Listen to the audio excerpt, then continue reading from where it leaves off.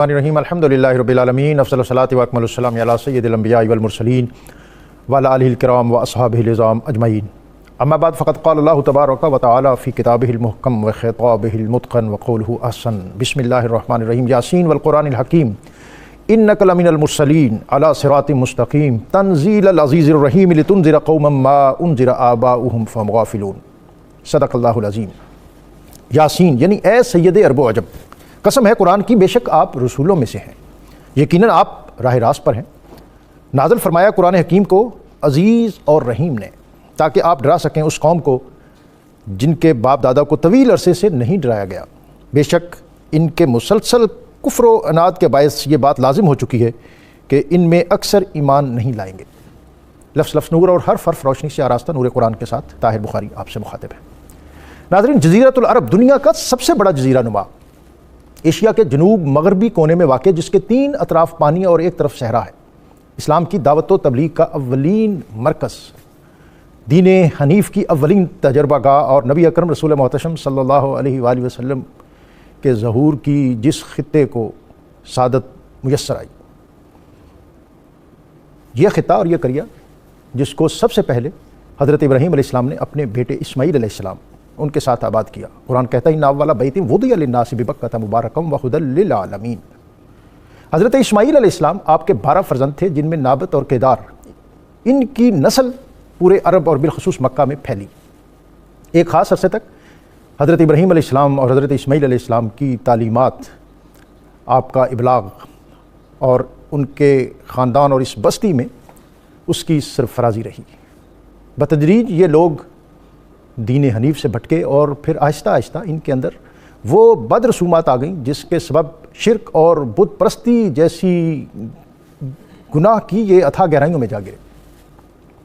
ان کے اندر بہت سی خوبیاں بھی تھیں، وفا اور سخا کا پیکر تھے، فصاحت و بلاغت تھی۔ یہ لوگ جس کے ساتھ چلتے اس کے ساتھ چلتے، اور جس سے قطع تعلق کرتے پھر دنیا کو بتاتے کہ یہ ہمارا دشمن ہے۔ فصیح و بلیغ خطبے دیتے اور بات سے بات نکالتے، چراغ سے چراغ جلاتے، اور پھر یہ لوگ دوستی میں، دشمنی میں، تعلق میں۔ اس کے ساتھ ان کے اندر جو سب سے کبیر رسم تھی وہ بت پرستی تھی۔ نبی اکرم رسول محتشم صلی اللہ علیہ وآلہ وسلم غار حرا سے اسلام اور قرآن کا نور لے کر اس بستی میں تشریف لائے تو آپ کا واسطہ اس قوم سے پڑا۔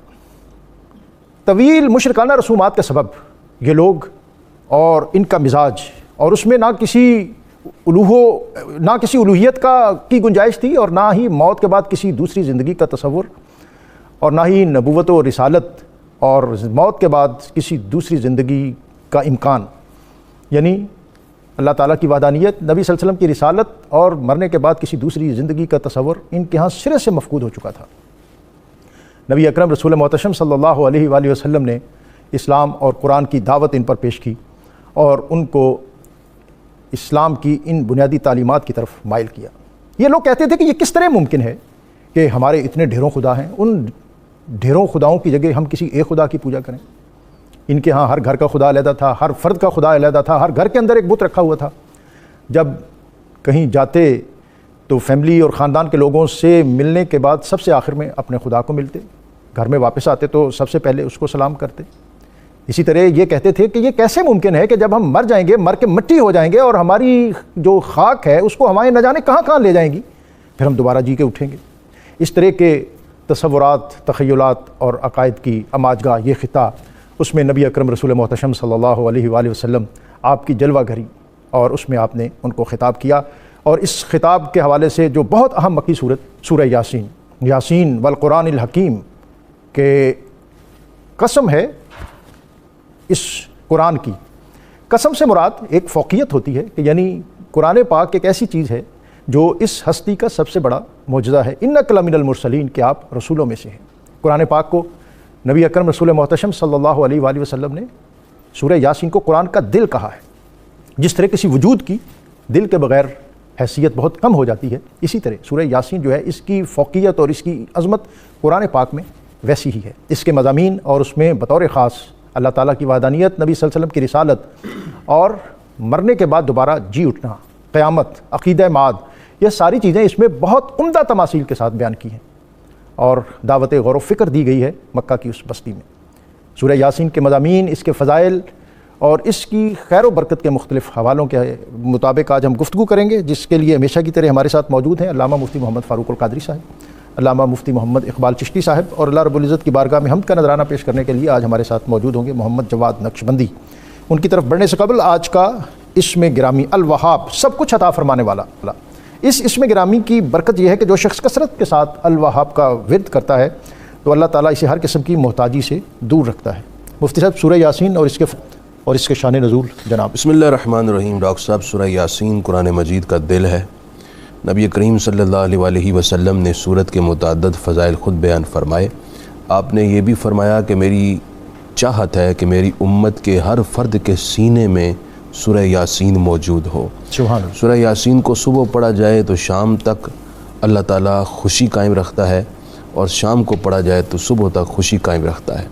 مرکات میں ایک حدیث ہے، اس کو ایک مرتبہ پڑھا جائے 10 قرآن مجید کے برابر ثواب ہے۔ خصوصی طور پر یہ بھی فرمایا گیا کہ اگر سورہ یاسین کو صبح کے وقت پڑھ کر کسی قبرستان کو ثواب بھیجا جائے تو سارے قبرستان سے جملہ جو لوگ عذاب میں مبتلا ہیں شام تک عذاب اٹھا لیا جاتا ہے، اور شام کو ثواب بھیجا جائے تو صبح تک عذاب اٹھا لیا جاتا ہے۔ خصوصی طور پر اسے مردوں کے قریب، یعنی وہ شخص جو قریب المرگ ہے اس کے قریب پڑھنے کو بڑا فضیلت مآب قرار دیا گیا ہے۔ امام احمد بن حنبل نے ایک صحابی کی یہ خواہش بھی ذکر کی اور ان کی تلقین ذکر کی کہ میرے قریب سورہ یاسین پڑھو۔ سورہ یاسین پڑھی جا رہی تھی اور اسی حالت میں ان کی روح قبض ہو گئی۔ ایک حدیث شریف میں جو دارمی میں ہے کہ اللہ تعالیٰ نے خود زمین و آسمان کی تخلیق سے 1000 سال پہلے سورہ یاسین کی تلاوت فرمائی، اور فرشتوں نے اسے سماعت کیا، اور فرشتوں نے کہا تھا طوبی لامہ تحمل ھذا، اس امت کو بہت مبارک ہو جو اس سورہ یاسین شریف کی اس کو حفظ کریں گے اور اس کو یاد کریں گے، جو انہیں نصیب ہوگی۔ تو ہماری بڑی سعادت ہے اور ہم پر اللہ کا فضل ہے، ہمیں سورہ یاسین نصیب ہوئی۔ اس سورت کا شان نزول اس طرح شاہ عبدالعزیز محدث دہلوی نے نقل کیا کہ مشرکین مکہ نے حضور پر اعتراض کیا لست مرسلا، آپ اللہ کے رسول نہیں ہیں، چونکہ یہ ان کا دعویٰ تھا اور مدعی پر لازم ہے کہ اپنے دعوے کے ثبوت میں کوئی گواہ پیش کرے۔ وہ پیش نہیں کر سکے تو جواب میں حضور علیہ السلام پر قسم آ گئی، والبینۃ علی الیمین البینۃ علی المدعی والیمین علی من انکر علیہا، مدعی پر تو لازم ہے کہ وہ گواہ پیش کرے، اور اگر وہ پیش نہ کر سکے تو مدعا علیہ پر قسم اٹھانا لازم ہو جاتا ہے۔ وہ گواہ نہ لا سکے، حضور پر قسم آ گئی، آپ قسم اٹھا لیں۔ تو اللہ تعالیٰ نے اپنے حبیب کو روک دیا کہ محبوب آپ قسم نہیں اٹھائیں گے، آپ کو رسول ہم نے بنایا، آپ کی رسالت کا دعویٰ بھی ہم نے کیا، اب جب قسم لازم آئی ہے تو قسم بھی ہم اٹھائیں گے۔ تو اللہ تعالیٰ نے یہ سورت نازل فرمائی، یاسین والقرآن الحکیم انک لمن المرسلین۔ یاسین جو لفظ ہے اس کے بارے میں بھی بعض مفسرین نے لکھا ہے کہ دراصل اس کا معنی ہے اے سردار، یاسین اے سید، اے سردار، اور اللہ تعالیٰ اس میں اپنے حبیب کو خطاب کر رہا ہے کہ اے محبوب، اے سردار، جنہیں ہم نے مخلوق کا سردار بنایا ہے، ہمیں حکمت والے قرآن کی قسم، ہم نے آپ کو معزز رسولوں میں شامل رکھا ہوا ہے، آپ رسول ہیں۔ تو اللہ تعالیٰ نے مشرکین کا جواب قسم اٹھا کر خود دے کر نہ صرف محبوب کی شان محبوبیت کا اظہار کیا بلکہ آپ صلی اللہ علیہ وسلم کے رسول ہونے کو واضح کیا۔ اس صورت کے آغاز میں اللہ تعالیٰ نے آیت نمبر 8 تا 9 میں ایک خاص بات ذکر فرمائی ہے، وہ یہ ہے کہ مشرکین میں سے ابو جہل اور اس کے 2 ساتھیوں نے یہ پروگرام بنایا کہ اب اگر محمد صلی اللہ علیہ وسلم نے بیت اللہ میں سجدہ ریزی کی تو ہم ان پر اٹیک کریں گے اور انہیں اذیت پہنچائیں گے۔ وہ آئے، یکے بعد دیگرے تینوں آئے، جیسے ہی وہ قریب آتے تو ایک ہیبت ناک منظر دیکھ کر بھاگ جاتے، جیسے کوئی بیل ہو اور وہ انہیں کھانے ہی لگا ہو، یہ واپس بھاگ جاتے۔ تو اللہ تعالیٰ نے اس بات کو اس آیت میں ذکر کیا، فرمایا اِنَّا جَعَلْنَا فِي أَعْنَاقِهِمْ أَغْلَالًا، بے شک ہم نے ان کی گردنوں میں توق ڈال دیے ہیں، فَهِيَ إِلَى الْأَذْقَانِ، ان کی ٹھوڑیوں تک، فَهُمْ مُقْمَعُونَ، تو ان کے منہ اوپر کو اٹھائے رہ گئے۔ پہلے زمانے میں ڈاکٹر صاحب ایک سزا دی جاتی تھی کہ یہاں پر گلے میں کچھ چیز ایسی ڈال دیتے تھے کہ منہ نیچے بھی نہیں ہو سکتا، دائیں بائیں بھی نہیں ہو سکتا، بس اوپر دیکھتے رہے، تو ان کی ایسی کیفیت ہو گئی۔ وَجَعَلْنَا مِن بَيْنِ أَيْدِيهِمْ سَدًّا وَمِن خَلْفِهِمْ سَدًّا فَأَغْشَيْنَاهُمْ فَهُمْ لَا يُبْصِرُونَ، ہم نے ان کے آگے اور پیچھے دیوار رکھ دی اور انہیں اوپر سے ڈھانک دیا تو انہیں کچھ نہیں سوجھتا، وہ کسی طرف نہیں دیکھ پاتے، اس طرح کی ان کی کیفیت بن گئی۔ اس آیت کے بارے میں ایک بات یہ بھی عرض کر دوں کہ اللہ فرماتا ہے ہم نے ان کے آگے پیچھے دیوار رکھ دی۔ اس سے کوئی یہ نہ سمجھے کہ وہ مجبور ہو گئے، اب وہ ایمان کی طرف نہیں آ سکتے، ہدایت نہیں پا سکتے۔ دراصل انہوں نے خود اپنے اوپر کفر مسلط رکھا اور جہالت طاری رکھی، تو انہوں نے اپنے آگے پیچھے خود ہی جہالت کی دیواریں قائم کیں، اور اللہ تعالیٰ نے اپنی طاقت سے، قدرت سے جو انہوں نے چاہا ویسے ہی رکھ دیا، اور وہ ہدایت کے نور سے محروم ہو گئے۔ یہ جو دو آیتیں ہیں ڈاکٹر صاحب اسپیشلی مشائخ نے لکھا ہے کہ جس شخص کو دشمن کا خوف ہو، اس کی طرف سے اذیت کا اندیشہ ہو، تو ان دو آیتوں کو اگر اپنے دشمن کا تصور کر کے پڑھے تو اللہ تعالیٰ اس کے اور دشمن کے درمیان ایسی رکاوٹ ڈال دیتا ہے کہ دشمن اس پر پھر غالب یعنی نہیں یہ آ آیت سکتا۔ جو 8 اور 9 ہے، 8 اور 9 وَجَعَلْنَا مِن بَيْنِ أَيْدِيهِمْ سَدًّا وَمِن خَلْفِهِمْ سَدًّا فَأَغْشَيْنَاهُمْ۔ مفتی صاحب ایک تو میں چاہوں گا کہ آپ سورہ یاسین کے جو فضائل ہیں اس پر بھی اپنا انپٹ دیں، دوسرا مضامین جہاں سے مفتی صاحب نے چھوڑے ہیں اس سے آگے اپنی حسب طبیعت آپ اپنا خطبہ ارشاد فرمائیں۔ بسم اللہ الرحمن الرحیم۔ بہت خوبصورت باتیں مفتی صاحب نے فرمائی ہیں۔ سورہ یاسین قرآن مجید کا دل ہے۔ علامہ آلوسی رحمۃ اللہ علیہ نے بڑی خوبصورت بات بیان فرمائی ہے کہ یاسین نبی اکرم صلی اللہ علیہ وسلم کا نام نامی اسم گرامی ہے، اور قرآن مجید کے دل کا آغاز نبی پاک علیہ الصلاۃ والسلام کے نام نامی سے کیا گیا ہے۔ اس میں حکمت یہ ہے کہ یاسین سورت اگر قرآن کا دل ہے تو کائنات کا دل محمد عربی کریم، واہ سبحان اللہ۔ اس لیے نبی پاک علیہ الصلاۃ والسلام کے نام نامی اسم گرامی سے اس کا آغاز کیا گیا۔ دوسری بات یہ ہے کہ نبی پاک علیہ السلام نے اس کی فضیلت بیان فرماتے ہوئے فرمایا کہ جو بندہ سورہ یاسین کی تلاوت پر ہمیشگی کرے رات کو تو اسے موت شہادت کی نصیب ہوگی۔ اور نبی اکرم علیہ الصلاۃ والسلام نے ارشاد فرمایا کہ جو آدمی اپنے دن کا آغاز سورہ یاسین کی تلاوت سے کرتا ہے، اللہ اس کے دن کے سارے معاملات اپنے ذمے لے لیتا ہے۔ اور یہاں پر ابھی حدیث پاک بیان کی گئی، نبی پاک علیہ السلام کا ارشاد گرامی ہے کہ اپنے مرنے والوں پر سورہ یاسین کی تلاوت کرو۔ اور بھی بہت سارے مقامات ہیں جہاں کوئی مشکل ہو، سورہ یاسین کی تلاوت سے وہ مشکل حل ہو جاتی ہے۔ ڈاکٹر صاحب قرآن جو کہ پیغام حیات ہے اور حیات کا پیغام دیتا ہے، لیکن یہ مرنے والے کے قریب تلاوت کی جائے تو اس کی روح کے نکلنے میں آسانی ہو جاتی ہے، اور اس میں بھی حکمت یہ ہے کیونکہ یقیناً یہ آیت اور یہ سورت نبی پاک علیہ السلام کے غلام کے پاس پڑھی جائے گی، وہ مومن ہوگا، قرآن پڑھا ہی مومنوں کے پاس جاتا ہے، تو مومن کے سامنے جب یہ سورت پڑھی جاتی ہے اور یاسین نام ہے میرے پاک نبی کا، گویا اسے کہا جاتا ہے کہ موت تیرے لیے وبال جان نہیں ہے، پریشان نہ ہو، صرف موت ایک پل ہے، یہ تو کراس کرے گا تو تجھے محمد عربی کریم کا دیدار ہو جائے گا۔ تو وہ یاسین سنتے ہی اس کی روح دیدار محمد عربی کی خاطر آسانی سے پرواز کر جاتی ہے، اور یہاں پر اس کے جو عقائد اور اعتقادات ہیں وہ تازہ بھی ہوں گے، وہ تازہ ہو جاتے ہیں۔ اور دوسری گزارش یہ ہے، کسی نے بہت خوبصورت بات کی تھی، اس نے کہا تھا تیری سورت کو رب نے یاسین کہا، کچھ لوگ اس لیے اس سورت پہ مرتے ہیں۔ اور نبی اکرم صلی اللہ علیہ وسلم کے غلام، یہ مفتی صاحب اقبال نے تو ڈائریکٹ کہا تھا، اس نے کہا کہ نگاہ عشق و مستی میں وہی اول وہی آخر، وہی قرآن وہی فرقان وہی یاسین وہی طٰہٰ۔ تو نبی اکرم صلی اللہ علیہ وسلم، اور دوسری گزارش یہ ہے کہ یہ اس قرآن پاک کے دل کا آغاز اس بات سے ہو رہا ہے کہ رسول اللہ کی رسالت پر اعتراض ہوا، اللہ جواب دے رہا ہے، اور اس سے قرآن پاک پڑھنے والوں کو ایک درس دیا جا رہا ہے کہ میں خالق ہو کر، بے نیاز ہو کر اپنے محبوب کی رسالت پر اعتراض کرنے والوں کو جواب دیتا ہوں، تو تم بھی امتی ہو محمد عربی کریم کے۔ اگر تمہارا تعلق قرآن سے ہو تو تمہارے فرائض میں یہ بات شامل ہے کہ اگر رسول اللہ علیہ الصلوۃ والسلام کی ذات پر کسی قسم کا کوئی اعتراض ہوتا ہے تو اسے اپنا فرض منصبی سمجھتے ہوئے اس کا جواب دو۔ اس میں یہ بھی شاید آپ رہنمائی فرمائیں کہ رسالت اور نبوت پر جو دلیل پیش کی جا رہی ہے، معجزہ پیش کیا جا رہا ہے، وہ قرآن ہے، کہ قرآن کی گواہی کے ساتھ کہا جا رہا ہے کہ آپ کا یعنی سب سے بڑا معجزہ اس عہد کے اعتبار سے۔ جی مفتی صاحب آپ اس پر کچھ؟ جی بالکل، قرآن مجید چونکہ جس دور میں نازل ہوا، اہل مکہ کو اپنی بلاغت اور اپنی فصاحت ہونے پر بڑا گھمنڈ تھا اور غرور تھا، تو اللہ تعالیٰ نے قرآن مجید اتارا، سورہ یاسین اتاری، اور جگہ جگہ اس کو کتاب مبین کہا، اور ان کے سامنے اس قرآن کی بلاغت اور اس کی فصاحت کو رکھا اور ان کو چیلنج کیا، وہ جواب نہ دے سکے۔ تو یہ اتنا بڑا معجزہ تھا جس نے، چونکہ وہ جو مخاطب تھے اولین اہل مکہ، وہ سارے کے سارے اس کتاب کی، قرآن مجید کی عبارات کی گہرائیوں کو جانتے تھے، اس لیے وہ حیرت میں غرق ہو گئے، سوائے اس کے کہ وہ غرور اور تکبر میں آ گئے، اور اس کتاب کی صداقت کو چیلنج کرنے کے لیے ان کے پاس کوئی دلیل موجود نہیں تھی۔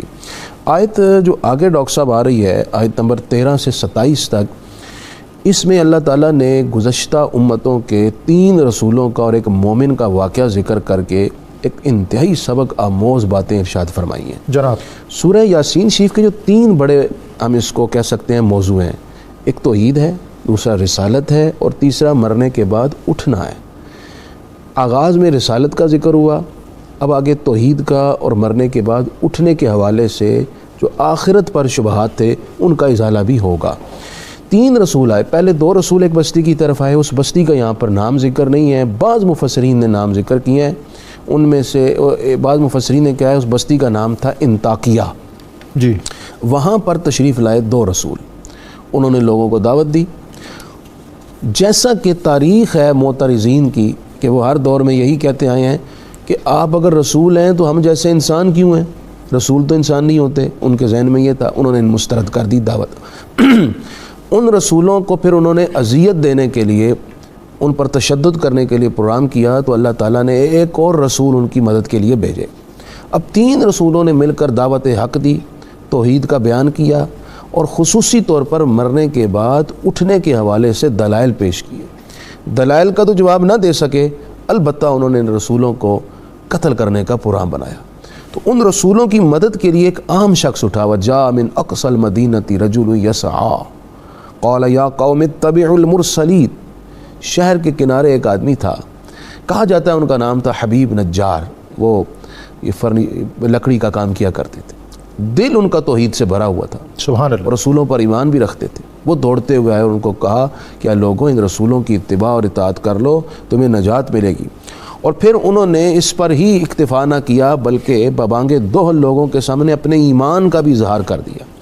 ان لوگوں نے ان 3 رسولوں کو بھی اور وہ مومن جو ان رسولوں کی دعوت پر لبیک کہتے ہوئے آئے، اور انہوں نے آ کر علی اعلان اپنے ایمان کا اظہار کیا اور نتیجے میں شہادت پائی، ان کا ذکر بھی آگے آ گیا۔ تو اللہ تعالیٰ فرماتا ہے جب وہ شہید ہو گئے، قیل ادخل الجنہ، فرشتے ان کے پاس آئے، اس مومن کے پاس، کہا تم جنت میں داخل ہو جاؤ۔ قال یا لیت قومی یعلمون، وہ اپنی قوم کے ساتھ اتنا مخلص تھا، کہنے لگا وہ مومن کاش کہ میری قوم جان لیتی کہ حقیقت یہی ہے جو میں نے ان کے سامنے اور رسولوں نے رکھی تھی، میرے رب نے مجھے کتنی اعلیٰ نعمتوں والے گھر جنت میں داخل کر دیا ہے۔ اور ڈاکٹر صاحب اس واقعے میں ایک اور خاص بات یہ ہے کہ انہوں نے رسولوں کے بارے میں ایک جملہ کہا، انا تطیرنا بکم لئن لم تنتہوا لنرجمنکم ولیمسنکم منا عذاب علیم۔ انہوں نے رسولوں پر ایک انتہائی گھٹیا بات کہی، نحوست کی نسبت کر دی رسولوں کی طرف۔ تو رسولوں نے انہیں جواب دیتے ہوئے کہا قالوا طائرکم معکم، تمہاری نحوست تمہارے ساتھ ہے۔ اس پہ بہت بڑے شبے کا ازالہ ہے۔ عام طور پر سوسائٹی میں الزام لگایا جاتا ہے کہ فلاں شخص منحوس ہے، فلاں عورت منحوس ہے، جب سے یہ بیاہ کر آئی ہے ہمارا تو کام بند ہو گیا ہے، جب سے یہ گھر میں آئی ہے بیماری نہیں ختم ہو رہی، کبھی فلاں بیمار ہو جاتا ہے، کبھی فلاں بیمار ہو جاتا ہے۔ تو لوگوں کے اندر نحوست کے موجود ہونے کا بار بار الزام لگایا جاتا ہے۔ اصل بات یہ ہے کہ کسی شخص اور کسی فرد میں اس کے جسم میں نحوست نہیں ہوتی۔ نبی کریم علیہ السلام نے فرمایا کسی شخص میں نحوست نہیں ہوتی، اصل نحوست بندے کے کفر میں یا بندے کے گناہ میں ہوتی، گناہ میں اور اس کے عقائد میں۔ یہی اس میں بتایا گیا طائرکم معکم، تمہارے برے عقیدے ہی تمہاری نحوست ہیں۔ اور حدیث شریف کے مطابق جو بندہ جس طرح کے بد عمل کرتا ہے، یہ بد عمل دراصل نحوست کا باعث بنتے ہیں اور مختلف طرح کی قدرتی آفات اور مصائب اور بے برکتیوں کا سبب بنتے ہیں۔ مفتی صاحب، توحید اور بالخصوص جو قیامت کے منکرین کے سامنے تکوینی دلائل اور آفاق کی مختلف نشانیاں جو ہیں وہ ان کو پیش کیا گیا، اور قرآن پاک میں اس مقام پر جو پیرایا اظہار ہے وہ بہت خوبصورت اور دل نشین ہے۔ وآیات اللہم اللیل وآیات اللہم الارض المیتۃ احییناہا واخرجنا منہا حبا فمنہ یاکلون، اور اسی طرح آگے پھر وآیات اللہم اللیل نسلخ منہ النہار فاذا ہم مظلمون، اور تیسری والشمس تجری لمستقر لہا ذلک تقدیر العزیز۔ جناب، قرآن مجید میں سورہ یاسین میں بطور خاص اللہ تبارک و تعالیٰ نے قدرت کے مختلف مظاہر کو بیان فرمایا۔ چونکہ وہ لوگ اس بات کے منکر تھے اللہ تعالیٰ کی قدرت کے، تو رب کائنات نے انہیں بتایا کہ یہ سورج، یہ چاند، یہ زمین سے सरसब्ज खेतियों का निकलना, सरसब्ज खेतियों का निकलना, बंजर ज़मीन है लेकिन उससे सरसब्ज खेतियों का निकलना, तो ये खालिक कायनात का ही काम है। और फिर उनके यहाँ एक बहुत बड़ा मसला ये था, वो कहते थे कि जब हम मर जाएंगे, ख़त्म हो जाएंगे, तो फिर हमें ज़िंदा कौन करेगा, कैसे हो सकता है, हड्डियों में जान पड़ जाए। तो अल्लाह तबारक व तआला ने बड़े सादा से अंदाज में उन्हें फरमाया, अब तो तुम कुछ हो ना, तो पहले तो थे ही कुछ नहीं, जब कुछ नहीं थे तो उसने तुम्हें पैदा कर दिया, अब तो तुम्हारा कुछ मटीरियल मौजूद है। तो इसलिए कुरान मजीद ने बड़ा सादा सा अंदाज रखा है ताकि उन्हें हिदायत की राह की तरफ लाया जाए। कुरान मजीद की सूरह यासीन में एक और बात भी है, नबी पाक सल्लल्लाहु अलैहि वसल्लम चूँकि तबलीग फरमाते थे काफिरों को, और आपको ये दुख होता था कि मैं इन्हें अल्लाह के रास्ते की तरफ बुलाता हूँ और ये इधर आते नहीं हैं, तो अल्लाह ताला ने अपने महबूब को ये तसल्ली दी है, महबूब आपका काम है उन तक पैगाम पहुँचाना, वो माने या ना माने उनका मुकद्दर, लेकिन आपको हमारी तरफ से अजर मिलेगा, आपकी ड्यूटी पूरी हो गई। सुभान अल्लाह। नबी पाक सल्लल्लाहु अलैहि वसल्लम ने तमाम तर दलाइल के साथ उन्हें बताया। और सूरह यासीन के अंदर जिस खूबसूरत अंदाज में हशर का बयान हुआ है, जिस खूबसूरत अंदाज में अल्लाह तबारक व तआला की कुदरत का बयान हुआ है, इसीलिए सूरत को कुरान पाक का दिल कहा गया है कि जितने अकायद एक मोमिन के लिए ज़रूरी हैं और कुरान मजीद के नुज़ूल की ज़रूरत हैं, वो सारे के सारे सूरह यासीन के अंदर मौजूद हैं। सुभान अल्लाह। वल क़मर क़द्दरनाहु मनाज़िल हत्ता आदा कल उर्जूनिल क़दीम।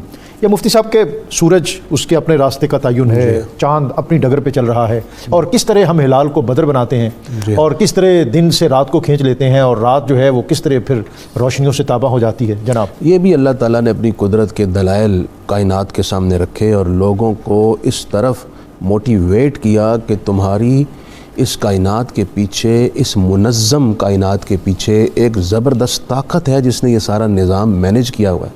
वरना कभी तो ऐसे होता ना कि चाँद अपने रास्ते से, अपने मदारिज से भटक जाता और कहीं और निकल जाता।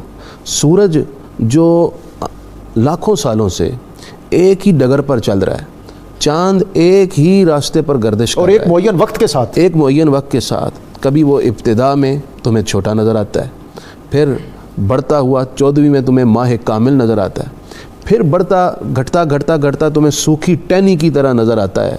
ये सारा एक जो मुनज़्ज़म सिस्टम है, इसके पीछे कोई ना कोई ज़बरदस्त ताकत है जिसने इसको एक मैनेज रखा हुआ है, और वो तुम्हारे रब की ताकत है।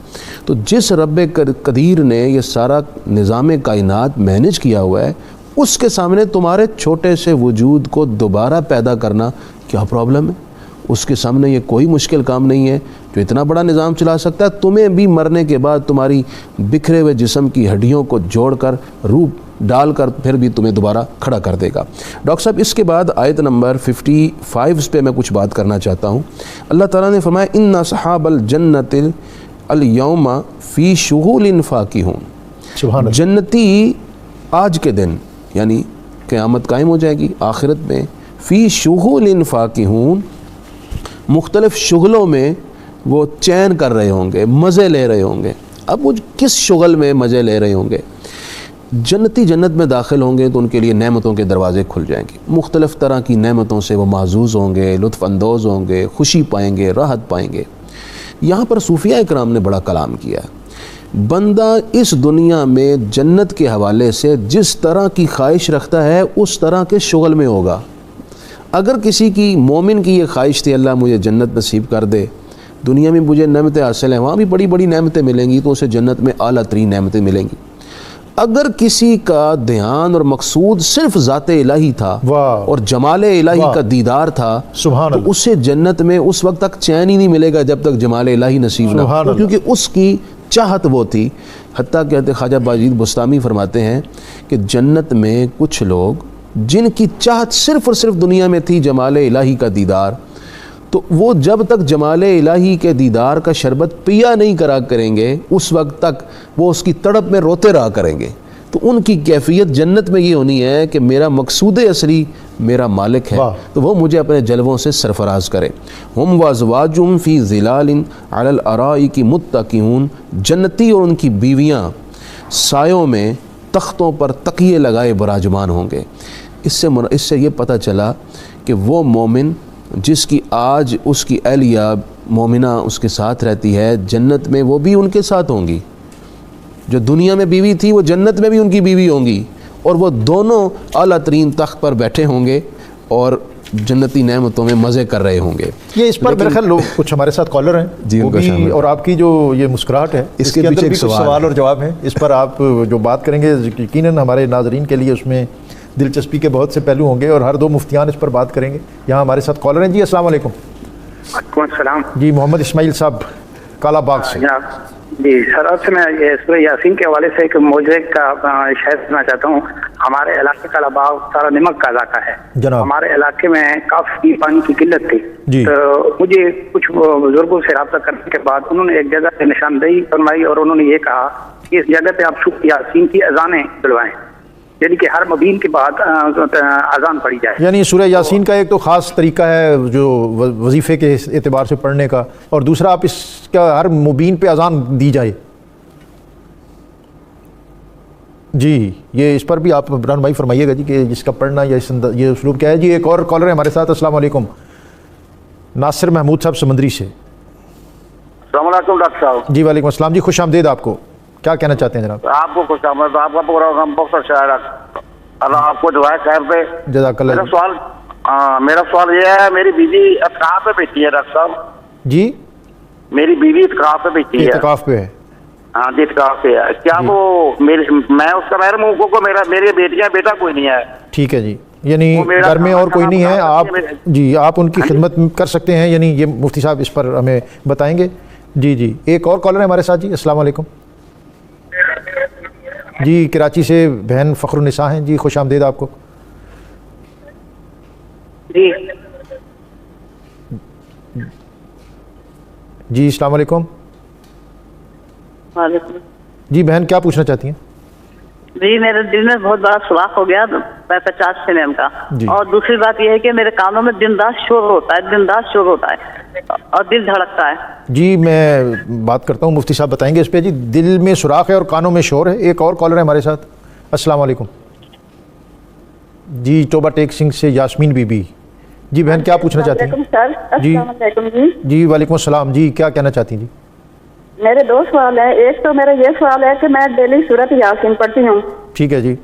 وہ مبین کے ساتھ پڑھنی چاہیے کہ ویسے پڑھنی چاہیے؟ کس کے ساتھ جی؟ مبین کے ساتھ. مبینوں کے ساتھ پڑھنی چاہیے مبین یا کے ساتھ ایسے پڑھ لیں؟ ہاں جی. تو دوسرا سوال میرا یہ ہے کہ جو والدین بچیوں کو وراثت میں حصہ نہیں دیتے، بیٹیوں کے نام کر دیتے ہیں، اس کا کیا ہوتا ہے؟ جی جو والدین جو ہیں وہ وراثت کا معاملہ ہے جی، اس پہ یہ مختلف سوالات ہیں. یہاں بریک ہے، بریک سے جب واپس آئیں گے تو آج کے موضوع پر اور سورہ یاسین کے مختلف مضامین پر بات بھی کریں گے، اور جو کالرز ہمارے ہیں انہوں نے جو مختلف سوالات کیے ہیں اس پر بھی اپنے علماء سے رہنمائی لیں گے.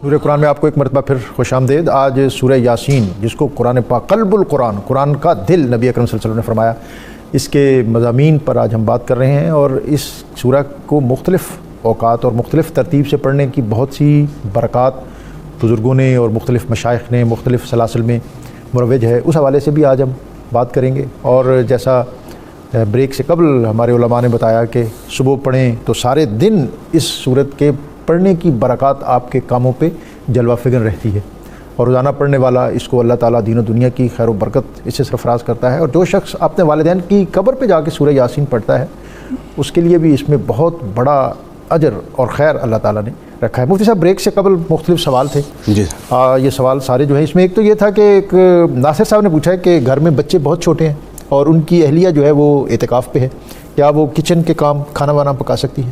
اگر گھر میں کوئی اور نہیں ہے تو پھر وہ بوقت ضرورت آ کر کھانا پکا کر واپس اپنے اعتکاف کی جگہ پر بیٹھ سکتی ہیں.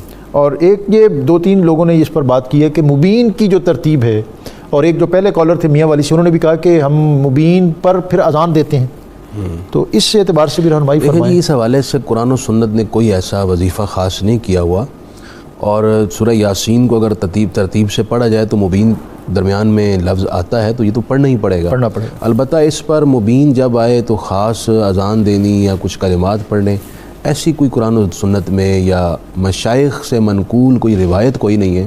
بعض لوگوں نے اپنی طرف سے یہ وظیفہ بنائے ہوئے. مفتی صاحب آپ کچھ کمنٹ کرنا چاہیں؟ اور 2 سوال اور بھی ہیں. ایک تو بہن نے پوچھا ہے کہ وراثت سے محروم کر دیے جاتے ہیں بعض اوقات والدین اور بیٹیاں. میں اس سلسلے میں گزارش کروں گا، پہلی بات تو یہ ہے اگر باپ اپنے موجود ہے خود، ابھی تو پھر وراثت والا معاملہ ہی نہیں پہنچا. وراثت کا تو تعلق تب ہوتا ہے جب باپ فوت ہو جاتا ہے تو بعد میں وراثت کی تقسیم کا. لیکن اگر کوئی والد اس وجہ سے بیٹوں کے نام کر دیتا ہے کہ کل کو میری بیٹیاں کہیں اس جائیداد کی حقدار نہ ہو جائیں اور یہ جائیداد خاندان سے باہر نہ چلی جائے، تو ڈاکٹر صاحب اس سے بڑا ظلم کوئی نہیں کہ جب بیٹی کو اللہ رسول نے حق دیا ہوا ہے تو اگر یہ رسول اللہ کا نوکر ہے تو اس بیٹی کو اپنی زندگی میں محروم کیوں کرنا چاہتا ہے. اور مجھے اس بات کی سمجھ نہیں آتی کہ جس خاندان میں بیٹی کے چلے جانے پر اس کو خوشی ہوئی ہے، اس خاندان میں اگر جائیداد چلی جائے گی تو اس کو دکھ کیوں ہے؟ اس لیے کہ زمین سے، مال سے، پیسوں سے بیٹی زیادہ پیاری ہے. اور دوسری بات یہ ہے کہ جب بیٹی کسی خاندان میں بیادی ہے تو اب وہ غیر خاندان تو نہیں رہا، اس کے ساتھ بھی رشتہ ہو گیا ہے. تو یہ کسی بھی والد کو یہ ظلم نہیں کرنا چاہیے، اس لیے کہ نبی اکرم صلی اللہ علیہ وسلم نے عورتوں کو وراثت کا حق عطا فرمایا ہے، رب نے عطا فرمایا ہے. اس طرح نہیں کرنا چاہیے. ڈاکٹر صاحب میرے تجربے میں ہیں کافی، کچھ لوگوں نے اس طرح کے معاملات کیے، بے نیاز نے ان کے بیٹے ان کی زندگی میں واپس لے لیے. تو یہ خیال کرنا چاہیے، بیٹیوں کو محروم نہیں کرنا چاہیے. اور بیٹیوں کی عزت اور احترام کرتے ہوئے مسلمانوں کو چاہیے کہ سیدہ زہرا پاک کی ذات پر رسول اللہ کی شفقت کو مد نظر اور اللہ رسول کے احکامات جو ہیں ان پر خوش دلی کے ساتھ مفتی صاحب عمل پیرا ہونا چاہیے. ہم بعض اوقات کرتے ہیں لیکن پھر ساری زندگی تعصف رہتا ہے کہ جی وہ زمین تو کافی تھی، پھر وہ چلی گئی حصوں میں، وہ دوسرے گھروں کے لوگ اس پر عیش کرتے ہیں. آپ بھی اس پر کوئی کمنٹ کریں. اللہ رسول نے حق رکھا ہوا ہے، نہیں دیں گے دنیا میں بھی بربادی ہے اور آخرت میں تو پھر ہے ہی ہے انجام اور گرفت. ڈریں اللہ تعالیٰ سے. ایک بہن نے پوچھا دل میں سوراخ اور کانوں میں شور ہوتا ہے، کوئی وظیفہ بتا دیں. اولاً تو اپنا علاج اچھا کسی ڈاکٹر سے کروائیں. دوسرا یہ ہے کہ یہ بڑی اہم بات ہے جو آپ نے کیا. ہم اپنی ہر اس طرح کی کوئی مشکل ہے اس کو کسی ایسے معاملے کی طرف منسوب کرتے ہیں کہ جیسے پتہ نہیں مجھ پر کسی نے کچھ کر دیا ہے ایسا ہی ہے اور اس کا شاید تو علاج جو ہے اس کو ضرور اپنانا چاہیے. اور جو اس حوالے سے باقی چیزیں ہیں، مختلف وظائف ہیں اور رات ہیں، ان کا بھی اہتمام کرنا چاہیے. میں آپ کے آج کے موضوع کی طرف آتا ہوں. اس میں کیونکہ آخری حصہ ہے تو اس کا اوورال ایک جو اس میں سے سبق ہے وہ بھی عطا فرمائیں. اور آخری آیات اس میں جو آیت 77 اور اس سے آگے جو ایک گستاخ کا اعتراض اور قدرت کا جواب ہے اور پھر خالق کائنات. اس میں ایک بات تو میں گزشتہ سے پوری کر دوں، تھوڑی سی تشنگی باقی تھی. جی اللہ تعالیٰ نے فرمایا کہ جنتی اور ان کی بیویاں سایہ میں ہوں گی اور تکیوں سے ٹیک لگائے ہوں گے، ان کے لیے اس پہ طرح طرح کے کھانے ہوں گے اور جو وہ چاہیں گے ان کے سامنے حاضر ہوگا. سلام قولا من رب رحیم، فرشتے آ کر ان کو سلام پیش کریں گے اور کہیں گے یہ مہربان رب کا سلام ہے تمہارے لیے. یہ بھی ہوگا اور اللہ تعالیٰ براہ راست بھی جن بندوں کو چاہے گا خود سلام فرمائے گا. عمومی طور پر سوال یہ کیا جاتا ہے کہ جو یہاں بیوی ہے کیا یہی جنت میں بیوی ہوگی یا یہ بھی ہوگی. بعض تو جو بیویوں سے بہت زیادہ تنگ ہے وہ کہتے ہیں اگر یہی وہاں ہوگی تو پھر تو گئے.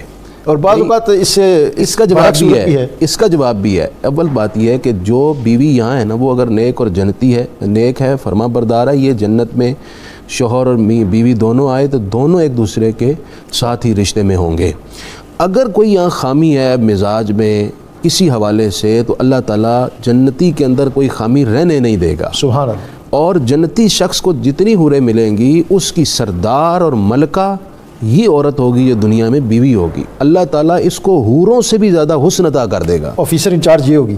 ہاں انچارج یہ ہوگی. اور دوسری خاص بات ہے نا، عمومی طور پر حوروں کے حسن کا ذکر ہوتا ہے. اللہ تعالیٰ اس بیوی کو جو دنیا میں ہے حوروں سے بھی بڑھ کر حسن دے گا. یہ نہ صرف اوصاف اور کمالات میں بلکہ حسن میں بھی ان ساری حوروں کی سردار بن جائے گی. اس لیے ان بیویوں کی قدر کریں، یہ جنت میں بھی آپ کے ساتھ ہیں. جی مفتی صاحب آپ بھی. یہ اتنا خوبصورت عنوان ہے، اس سے پھر ادھر ادھر ہونے کو جی نہیں چاہ رہا. تو میں بھی یہی آپ کے چہروں کی بشاشت بتا رہی ہے. نہیں وہ کم کچھ آپ کے چہرے پر بھی بشاشت نہیں ہے. اصل میں بات یہ ہے ہمارے ہاں ڈاکٹر صاحب اس بات کو غلط سمجھا جاتا ہے. بیوی ایک اسلامی رشتہ ہے. بیوی کے لیے نبی اکرم صلی اللہ علیہ وسلم کا اسوہ موجود ہے کہ رسول اللہ علیہ السلام نے فرمایا تم میں سے بہترین شخص وہ ہے جو اپنے گھر والوں سے اچھا سلوک کرتا ہے اور میں محمد عربی کریم صلی اللہ علیہ وسلم اپنے گھر والوں سے تم سب سے زیادہ اچھا سلوک کرتا ہوں. ہم ایک ایک بات پر رسول اللہ علیہ السلام کی محبت اور آقا کے عشق کی بات کرتے ہیں تو ہمیں اپنے گھریلو ماحول میں بھی تو یہ دیکھنا چاہیے کیا گھر میں جو پیار اور جو شفقت میرے آقا دیتے تھے. آج کل تو ڈاکٹر صاحب اگر کوئی آدمی اپنی بیوی کی تعریف کر دے میری بیوی بڑی اچھی ہے تو فوراً جاہل لوگ کہتے ہیں یہ تو قرآن مرید لگتا ہے جی، عورت کی تعریف کرتا ہے، جبکہ ہم جب دیکھتے ہیں حضرت سیدہ خدیجہ کو سبحان اللہ، کن پاکیزہ جملوں کے ساتھ میرے آقا یاد کیا کرتے تھے، اور جب اماں عائشہ پاک نے کہا تھا حضور آپ تو خدیجہ کا ذکر ایسے کرتے ہیں جیسے دنیا میں عورت ہی صرف خدیجہ تھی، تو میرے پاک نبی نے فرمایا بالکل خدیجہ خدیجہ ہی تھی۔ تو اس کا مطلب یہ ہے کہ اپنی بیوی کے ساتھ اچھا سلوک کرنا اور اس کی اچھائی کو بیان کرنا، یہ میرے آقا کی سنت ہے، رن مریدی نہیں، یہ مصطفیٰ کریم علیہ الصلوۃ والسلام کی تربیت اور آپ کی سنت کا اثر ہے۔ اور اس پر میں یہ کہوں گا اگر جنت میں بھی اکٹھے رہنا ہے تو دنیا کے گھر کو جنت بنا لو، ضروری تھوڑا ہے کہ اب جنت کا انتظار کرو۔ میاں بیوی ایک دوسرے کے حقوق کا خیال رکھ کے زندگی گزاریں تو مصطفیٰ کی تعلیمات اس گھر کو بھی جنت بنا دیں۔ اس میں ایک بات میں اور ایڈ کرنا چاہتا ہوں، وہ خواتین جن کی شادی نہیں ہوئی تو وہ جنت میں کس کی زوجیت میں ہوں گی؟ اس حوالے سے احادیث میں اور آثار میں علماء کی تحقیق میں مختلف اقوال ہیں۔ ایک قول تو یہ ہے کہ اللہ تعالیٰ اسے کسی جنتی مرد سے جس سے وہ چاہے گی اللہ تعالیٰ ان کا رشتہ کروا دے گا۔ دوسرا یہ ہے کہ اللہ تعالیٰ ان کے لیے اسپیشل ایک جنتی مرد پیدا فرمائے گا جس سے اس عورت کا نکاح ہوگا۔ سبحان اللہ۔ اسی طرح اگر کسی مرد کی متعدد ازواج ہیں تو وہ ساری اس کے نکاح میں ہوں گی، یا ایک عورت کی اگر مختلف شادیاں ہوئیں، پہلے وہ کسی کے نکاح میں تھیں، وہ شوہر فوت ہو گئے یا ڈائیورس ہو گئی، وہ کسی اور کے نکاح میں آ گئیں، تو وہ اب خصوصاً یہ بات ہو رہی ہے اس کی جس کے شوہر فوت ہو گئے ہیں، تو اب اس کے تو دنیا میں 2 یا 3 شوہر تھے، وہ فوت ہو گئے تھے، تو یہ جنت میں کس کے نکاح میں ہوگی؟ تو اس حوالے سے فرمایا 2 قول ہے۔ ایک تو یہ ہے کہ اللہ اسے اختیار دے گا کہ جس کے ساتھ تم چاہتی ہو اس کے ساتھ رہو، دنیا میں بھی اختیار اور جنت میں بھی عورت کو اختیار۔ دوسرا قول یہ ہے کہ آخر میں جس مرد کے نکاح میں یہ تھیں اور ان کا انتقال ہوا ان کے ساتھ جنت میں رہے گی۔ اور آپ نے جو بات کی ہے مثال والی، ایک گستاخ ناہنجار تھا، وہ ایک بوسیدہ سی ہڈی اٹھا کے لے آیا کسی مرے ہوئے شخص کی، کہا آپ بات کرتے ہیں کہ اللہ ان ہڈیوں کو جوڑ کر انہیں دوبارہ زندہ کرے گا؟ تو اللہ تعالیٰ نے اس کے ہوش ٹھکانے لگانے کے لیے آیات نازل فرمائی، وہ ضرب لنا مثلا ونسی خلقہ، یہ اپنی تخلیق بھول گیا ہے۔ قال من یحیی العظام وہی رمیم، یہ کہتا ہے جی کون ان ہڈیوں کو زندہ کرے گا؟ تو اس سے کہہ دے محبوب آپ، قل یحییھا الذی انشأھا اول مرہ، جس نے پہلے پیدا کیا تھا جب تم نیس تھے اس نے تمہیں پیدا کیا، اب اس کے لیے کیا مشکل ہے؟ اور ساتھ ہی ایک مثال دی، الذی جعل لکم من الشجر الاخضر نارا فاذا انتم منہ توقدون، تمہیں پتہ نہیں ہے کہ آگ اور پانی یہ دونوں ایک دوسرے کی ضد ہیں۔ اس دنیا میں 2 ایسی بوٹیاں ہیں تو ان کو آپس میں اب پانی، وہ دونوں پودے ہیں ان کے اندر ایک نمی ہے، پانی ہے، ان کو آپس میں رگڑا جائے تو اس کے اندر سے آگ نکل آتی ہے۔ تو اللہ تعالیٰ جو پانی کے اندر سے آگ نکال سکتا ہے اس کے لیے کیا مشکل ہے کہ پہلے سے بنے ہوئے ایک انسان کو دوبارہ پیدا کر۔ مفتی صاحب اختتامی جملے، اور اگر کچھ کہہ سکیں، اذا اراد شیئا یقول له کن فیکون، یہی اللہ تبارک و تعالیٰ کی قدرت کا بیان ہو رہا ہے۔ تو اللہ تبارک و تعالیٰ نے آگے فرمایا اولیس الذی خلق السماوات والارض بقادر علی ان یخلق مثلہم، جس خالق نے زمین و آسمان پہلے پیدا کیے ہیں تو اب خالق وہ اس بات پر بھی تو قادر ہے اس جیسے اور بنا دے۔ اور اس کے بعد اللہ تبارک و تعالیٰ نے فرمایا کہ تمہارا کیا خیال ہے اس کو بنانے کا کوئی مشکل مسئلہ ہے؟ اللہ کا ارادہ ہوتا ہے اور وہ چیز بن جاتی ہے، تم اس کو اپنے اوپر قیاس نہ کرو۔ اللہ تبارک و تعالیٰ جس چیز کو کن فرماتا ہے وہ ہو جاتی ہے، اس کے لیے نہ پہلے پیدا کرنا مشکل تھا نہ اب پیدا کرنا مشکل ہے۔ اور بالکل آخر میں کہا گیا ہے کہ دیکھو یہ سارا کچھ خدا کے ہاتھ میں اور تم نے اللہ کی طرف پلٹنا ہے، اور سب کچھ وہاں کر تمہیں جا کر حساب دینا ہوگا۔ اگر تم زندگی کو آخرت کے لیے حسین بنانا چاہتے ہو تو اس کا طریقہ یہ ہے کہ اس مالک کو خالق مان لو تاکہ تمہاری آخرت بھی اچھی ہو۔ لاسٹ کمنٹ مفتی صاحب۔ لاسٹ کمنٹ یہ ہے کہ اس صورت کا ایک جو بنیادی موضوع ہے وہ ہے آخرت، یعنی فکر آخرت کے کانسیپٹ کو تازہ رکھنا۔